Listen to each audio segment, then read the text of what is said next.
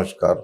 मैं doctor Narendra Singh, orthopaedic surgeon और pain consultant, Noble hospital Bhopal. आज हम बात करेंगे एक बहुत ही कॉमन समस्या पर, जिसका नाम है फ्रोजन शोल्डर। मेडिकल भाषा में तो उसको एडहेसिव कैप्सुलाइटिस बोलते हैं, लेकिन कॉमन भाषा में फ्रोजन शोल्डर बोलते हैं। फ्रोजन शोल्डर से मतलब जो होता है वही होता है कि शोल्डर की जो मूवमेंट्स हैं वो कम हो जाती हैं और रेंज इतनी कम होने, और जब भी उस मूवमेंट करता है व्यक्ति तो एक पर्टिकुलर रेंज के बाद में मूवमेंट पेनफुल होने लगती है।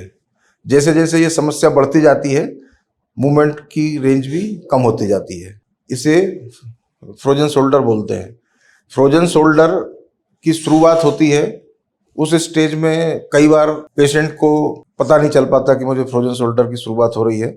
इसके बहुत कुछ लक्षण इस तरह के होते हैं कि जो जैसे कि पीछे की जेब में पर्स रखा हुआ है और हम अगर हाथ से निकालना चाहते हैं तो पता चला कि पहले हम आसानी से निकाल लेते थे, अब निकालने में थोड़ा दर्द हो रहा है।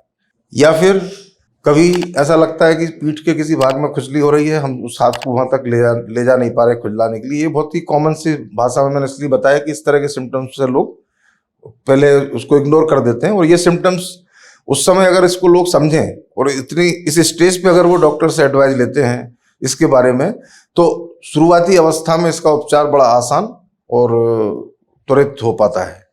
धीरे धीरे तकलीफ बढ़ती है जब पता चलता है, जब तक मूवमेंट की रेंज इतनी कम हो जाती है तब फिर थोड़ा मुश्किल होता जाता है। तो आखिर फ्रोजन शोल्डर है क्या और ये क्यों होता है? कुदरत ने हमारे शरीर में शोल्डर जॉइंट एक ऐसा बनाया हुआ है जिसकी रेंज ऑफ मूवमेंट सभी जॉइंट से ज़्यादा है। इसके पीछे कारण ये है कि हम जो भी काम करते हैं हम हाथ से ही करते हैं, जिसमें कंधे की उपयोगिता सबसे ज़्यादा होती है। तो कंधा हमारा ऊपर नीचे आगे पीछे रोटेशन, घुमाना, सभी डायरेक्शन में शोल्डर की मूवमेंट्स कर पाना संभव होता है। जबकि दूसरे जो जॉइंट होते हैं उसकी एक पर्टिकुलर लिमिट तक ही मूवमेंट होती है, चाहे वो कोहनी को देख लो, चाहे वो हिप को देख लो, ये देख लो। तो जो शोल्डर की जो रेंज ऑफ मूवमेंट सबसे ज़्यादा होने के कारण उसके अंदर उसकी जो बनावट कुछ इस तरह से बनी हुई है कि जॉइंट में जो स्ट्रक्चर होता है उसको सपोर्ट करने के लिए, ताकि वो स्टेबल बना रहे, एक्सेसिव मूवमेंट में डिसलोकेट नहीं हो, तो कुछ एक सपोर्ट के लिए एक सिस्टम बनाया हुआ है जिसको एक कैप्सूल होता है शोल्डर के जॉइंट के ऊपर, और एक उसके ऊपर एक मांसपेशियों की उसकी परत होती है, उसे रोटेटर कफ बोलते हैं। तो ये क्या करते हैं कि जब मूवमेंट होती है तो उसको रोक के रखते हैं। अब अगर किसी भी कारण से कैप्सूल में जकड़न आ जाए या रोटेटर कफ किसी कारण से टियर हो जाता है या मांसपेशियों में कुछ आ जाता है, तो फिर रेंज ऑफ मूवमेंट कम होने लगती है धीरे धीरे, और उस अवस्था तक पहुंच जाती है जब वो फ्रोजन शोल्डर की स्टेज में कहलाती है। प्राइमरी अवस्था जिसको एक मेडिकल की भाषा में शुरुआती स्टेज को फ्रीजिंग बोलते हैं। फ्रीजिंग में ये छोटे छोटे मूवमेंट होती हैं, जैसे कि आदमी ये नोटिस करता है कि जब वो रात को करवट लेके सो रहा है, तो जब वो एक पर्टिकुलर तरफ जब करवट लेता है, जब अपन करवट लेके जब सोते हैं तो अपन अपनी आदत होती है कि अपन हाथ को मोड़ के और गर्दन के नीचे लगाते हैं, तो उस मूवमेंट को नहीं कर पा रहा, उसकी बार बार नींद खुल जाती है, तो उसे लगता है कि ये अलग हो रहा है सिम्टम। तो बहुत से पेशेंट इस बात को नोटिस कर लेते हैं, बहुत से नहीं कर पाते हैं। तो इस तरह की शुरुआत होती है। तो ये वाली जो स्टेज होती है इसको ये फ्रीजिंग वाली स्टेज होती है। इसके बाद अगर इसको इग्नोर करते हैं, बहुत समय तक मूवमेंट ब्लॉक हो जाती है, तो वो फ्रोजन शोल्डर मतलब कि शोल्डर चारों तरफ से जाम हो गया है। इसके जो कारण होते हैं वो कुछ कारण तो बड़े ही सामान्य कारण है, जैसे मान लीजिए किसी कारण से भी अगर शोल्डर जॉइंट को इमोबिलाइज कर दें, जैसे कि किसी को फ्रैक्चर हुआ, लंबे समय के लिए थोड़ा प्लास्टर लग गया, उसने मूवमेंट नहीं की, और जो प्लास्टर निकलने के बाद जो एक्सरसाइज का टाइम होता है उसमें उसने एक्सरसाइज नहीं करी, तो वो धीरे धीरे करके जाम हो जाएगा और उसको फ्रोजन शोल्डर में कन्वर्ट हो जाएगा। इसी तरीके से किसी कारण से कोई पैरालिसिस हो जाती है, मांसपेशियों की ताकत कम हो गई, ऐसी स्थिति में भी वो मूवमेंट नहीं कर पा रहा, तब भी फ्रोजन शोल्डर हो सकता है। इसके अलावा कोई ऐसी चोट लग जाती है, एक्सीडेंट हो जाए या किसी कारण से भी चोट लगती है जिसमें कि कैप्सूल में टियर हो जाए और रोटेटर कफ में टियर हो जाता है, और कैप्सूल जब वो जुड़ता है तो उसको श्रिंक हो जाता है, तो उसके कारण से भी रेंज ऑफ मूवमेंट कम होने लगती है। एक बात और जो मैं बताना चाहूँगा, जिस पर कि अक्सर ऐसा देखने में आता है, जिसका कोई बहुत स्पष्ट मेडिकल में रीजन नहीं है, लेकिन फ्रोजन शोल्डर की समस्या डायबिटिक पेशेंट में, जिनको हाइपोथायराइडिज्म है, उन पेशेंट्स में बहुत ज़्यादा इंसिडेंस है और बगैर किसी कारण के हो जाता है। न उनको कोई चोट लगी होती है न कुछ होता है। इसके पीछे जो रीजन जो समझे जाते हैं वो ये होता है कि डायबिटीज में जनरल जो इन्फ्लेमेटरी प्रोसेस जो चलती है वो कैप्सूल को टाइट कर देती है। तो डायबिटिक पेशेंट, कई बार तो ये होता है कि पेशेंट को डायबिटीज का नहीं मालूम होता।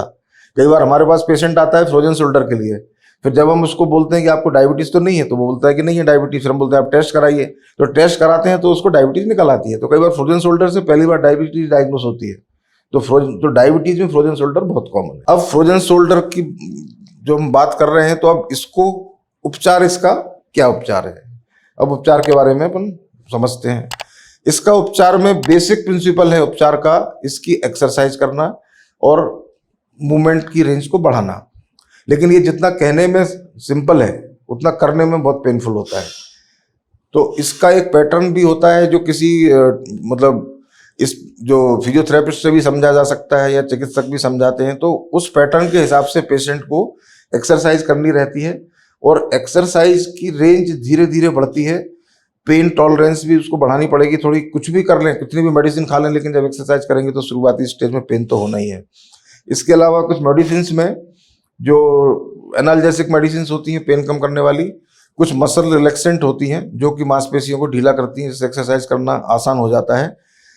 वो उन दवाइयों का भी रोल है। डायबिटीज अगर है तो डायबिटीज को कंट्रोल करें और एक्सरसाइज की रेंज धीरे धीरे बढ़ाते जाएं। तो जैसे जैसे फ्री होता जाएगा पेन कम होता जाएगा और एक स्टेज वो आएगी कि पेन खत्म हो जाएगा।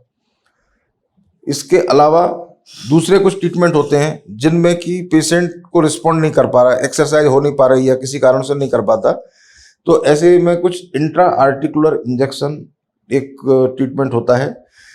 लेकिन वो ट्रीटमेंट डायबिटिक्स में नॉर्मली नहीं करते हैं। और उसमें क्या करते हैं कि जो जॉइंट के अंदर स्टेरॉइड का इंजेक्शन इंजेक्ट करते हैं, जिससे वो एंटी इन्फ्लेमेटरी का काम करता है और उसके बाद पेन कम होता है, फिर एक्सरसाइज करना आसान हो जाता है। एक्सरसाइज फिर भी करनी रहती है लेकिन एक्सरसाइज करना आसान हो जाता है। दूसरा ट्रीटमेंट एक होता है जो वो उसे बोलते हैं मैनिपुलेशन अंडर जनरल एनेस्थीसिया।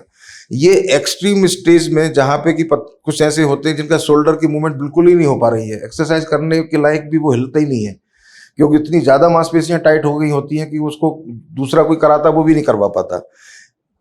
ऐसे पेशेंट्स में एक शॉर्ट एनेस्थीसिया देके उसको मैनिपुलेट करते हैं। मैनिपुलेट मतलब कि उसकी जो भी पॉसिबल हो सकती है मूवमेंट उसको बढ़ाते हैं, जिससे जो मांस चिपक गया है शोल्डर के ऊपर और मूवमेंट को करने से रोक रहा है वो खुल जाता है। तो धीरे धीरे बाद में फिजियोथेरेपी आसान हो जाती है, एक्सरसाइज करते करते फिर वो ठीक हो जाता है। इसके अलावा कुछ एक्सट्रीम केसेज में कुछ सर्जिकल प्रोसीजर्स भी होते हैं जिसमें कि वो उनकी ज़रूरत बहुत रेयरली पड़ती है, जिसमें कि आर्थ्रोस्कोप से जो मांस टाइट हो गया है उसको ढीला करते हैं, ढीला करके उसके कैप्सूल को, जिससे कि जो अंदर की जो जकड़न है वो कम हो जाती है, उसके बाद फिर एक्सरसाइज करना आसान हो जाता है। ये इसके उपचार हैं। फ्रोजन शोल्डर जो है इसको शुरुआती स्टेज में समझना और शुरुआती स्टेज में इसके बारे में सोचना कि अगर हमें हो रहा है इसको इग्नोर नहीं करना, ये बहुत ही ज़रूरी है। तो जब कभी भी ऐसा लगे कि किसी भी कंधे में कुछ अनइजीनेस लगती है या जो हम मूवमेंट पहले कर पा रहे थे वो नहीं कर पा रहे हैं, उसमें पेन होता है, शुरुआत में ऐसा पेन होता है कि जो टॉलरेबल होता है, उसी स्टेज में किसी ऑर्थोपेडिक सर्जन से या जो भी चिकित्सक आप ठीक समझें उससे सलाह आपको लेना चाहिए और जो भी उपचार बताते हैं वो उपचार की तरफ जाएं तो आप ठीक रहेंगे। अगर ये वीडियो आपको पसंद आया हो तो इसको शेयर करें और लाइक करें।